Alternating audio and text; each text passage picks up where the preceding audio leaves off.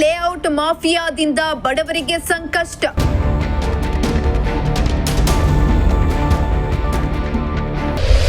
ಅನಾದಿ ಕಾಲದಿಂದಲೂ ಇದ್ದ ರಸ್ತೆಗೆ ಮಾಲೀಕರ ಅಡ್ಡಿ.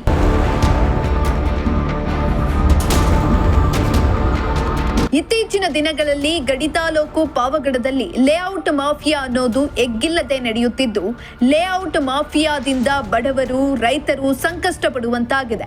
ಲೇಔಟ್ ಮಾಲೀಕರು ದಂಧೆ ನಡೆಸುವ ಮೂಲಕ ರೈತರ ಜಮೀನು ಕಬಳಿಸಲು ಮುಂದಾಗ್ತಾ ಇದ್ದು, ಹಲವು ವರ್ಷಗಳಿಂದ ಬೆಳೆ ಬೆಳೆದುಕೊಂಡು ಜೀವನ ಮಾಡ್ತಿದ್ದವರು ಈಗ ಪರದಾಡುವಂತಾಗಿದೆ. ಇದೀಗ ಜನರಿಗೆ ಇದ್ದ ರಸ್ತೆ ಮೇಲೆ ಭೂಮಾಲೀಕರು ಕಣ್ಣಾಕಿದ್ದು, ರಸ್ತೆಯನ್ನ ಲಪಟಾಯಿಸಿಕೊಳ್ಳಲು ಮುಂದಾಗಿದ್ದು, ಸ್ಥಳೀಯ ಜನರಲ್ಲಿ ಆತಂಕ ಹೆಚ್ಚಾಗಿದೆ.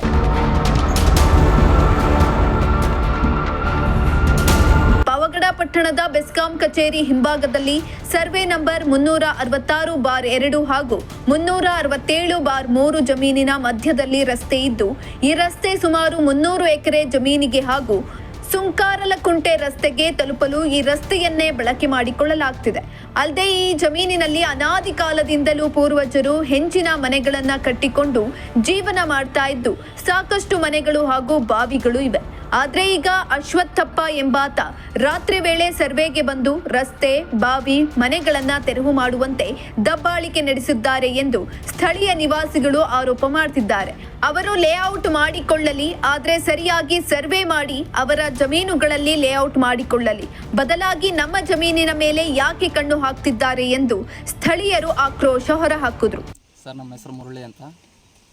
ನಮ್ಮದು 366/2 ಪೋಡ್ ನಮ್ಮದು. ಇದು ಬಂದುಬಿಟ್ಟು ಪಕ್ಕದ ಜಮೀನು ನಮ್ಮ ಇವ್ರದ್ದೇ. 366/3 ಪೋಡು. ಶೆಡ್ಡುಗಳಿದ್ದಾವೆ, ಬಾವಿಗಳಿದ್ದಾವೆ. ಪೂರ್ವ ಕಾಲದಿಂದ ನಾವು ವಾಸ ಮಾಡ್ಕೊಂಡು ಬಂದಿರೋದು ಸರ್. ಪೂರ್ವಜರಿಂದ ಬಂದಿರೋದು 100 ವರ್ಷದ ಕಾಲದಿಂದ. ರೆಕಾರ್ಡ್ಸ್ ಇದ್ದಾವೆ, ಬಾವಿಗಳಿದ್ದಾವೆ.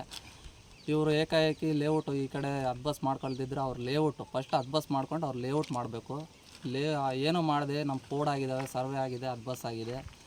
ನಮ್ಮದು ಕಲ್ಲುಗಳು ಹಾಕ್ಕೊಂಡಿರೋದನ್ನ ದೌರ್ಜನ್ಯವಾಗಿ ಬಂದು ಕೀಳಕ್ಕೆ ನೋಡಿಬಿಟ್ಟು ಅಧಿಕಾರಿಗಳನ್ನೆಲ್ಲ ಒಳಗಡೆಗೆ ಹಾಕ್ಕೊಂಡು 19ನೇ ತಾರೀಕು ನೋಟಿಸು ಜಾರಿ ಮಾಡಿಬಿಟ್ಟು ಅಳತೆ ಮಾಡೋಕ್ಕೆ ಬಂದರು. ಅದು ಅಳತೆ ಕಾರ್ಯ ಪೂರ್ಣಗೊಂಡಿಲ್ಲ, ವ್ಯತ್ಯಾಸ ಬಂತು. ಅವರು ಅಧಿಕಾರಿಗಳೆಲ್ಲ ADLR ಸಾಹೇಬರು, ಪೊಲೀಸವರು ಎಲ್ಲರೂ ಬಂದಿದ್ದರು. ಸರ್ವೆ ಎಲ್ಲ ಈ ಕಡೆಯಿಂದ ಅಳತೆ ಮಾಡಿ ಆ ಕಡೆಯಿಂದ ಬಿಟ್ಟಿದ್ದಾರೆ. ಆ ಕಡೆಯಿಂದ ಬಿಡ್ರಿ ಅಂದರೆ ಬಿಡ್ತಾ ಇಲ್ಲ ಅವರು.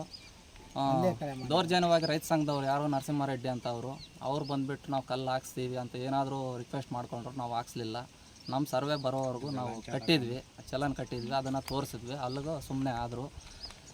ಈ ಥರ ದೌರ್ಜನ್ಯ ಮಾಡ್ತಾಯಿದ್ದಾರೆ ಸರ್. ನಮ್ಮದು ಶೆಡ್ಡು, ಬಾವಿ ಎಲ್ಲ ಮುಚ್ಚಾಕಕ್ಕೆ ನೋಡ್ತಾಯಿದ್ದಾರೆ. ನೀವು ತಹಸೀಲ್ದಾರ್ ಸಾಹೇಬರು, ಜಿಲ್ಲಾಧಿಕಾರಿಗಳು ಇದ್ರ ಬಗ್ಗೆ ಸ್ವಲ್ಪ ಎಚ್ಚೆತ್ತು. ಈ ಬಗ್ಗೆ ತಹಸೀಲ್ದಾರ್ ಹಾಗೂ ಸಂಬಂಧಪಟ್ಟ ಅಧಿಕಾರಿಗಳು ಎಚ್ಚೆತ್ತು ಬಡವರಿಗೆ ಆಗ್ತಿರೋ ಅನ್ಯಾಯವನ್ನ ಸರಿಪಡಿಸಬೇಕಾಗಿದೆ. ಇಮ್ರಾನುಲ್ಲಾ, ಪ್ರಜಾಶಕ್ತಿ ಟಿವಿ, ಪಾವಗಡ.